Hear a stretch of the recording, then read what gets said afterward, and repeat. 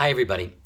In this week's Parsha Yitro, the Torah tells us that when Yitro heard Vayishma Yitro, he left his home to join the Jewish people. But oddly enough, the Torah doesn't tell us what he heard, what motivated him to make this change in his life.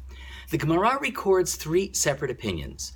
One is that he heard the story of Yam Suf, how Bnei Israel successfully crossed the Yam Suf and the downfall of the Egyptians. Second possibility, the Gemara tells us, is that perhaps he heard about the war which Bnei Israel waged against Amalek and won. And finally, the third opinion, Yitro heard about what happened at Matan Torah, the revelation at Har Sinai. And while this may seem like a three-way disagreement, perhaps what the Gemara is really doing is delving deep into the nature of that which motivates all of us. Some of us are motivated to draw closer to Hashem when we recognize the blessings that He gives us as He takes us from situation to situation and sheds His protection over us.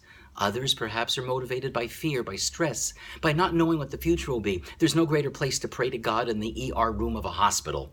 And finally, we are also motivated to draw close to Shem by what our inner yearning is to cleave and to attach ourselves to something far bigger than us, to a spiritual journey that we're all yearning to take. All three are important. All three are true for all of us.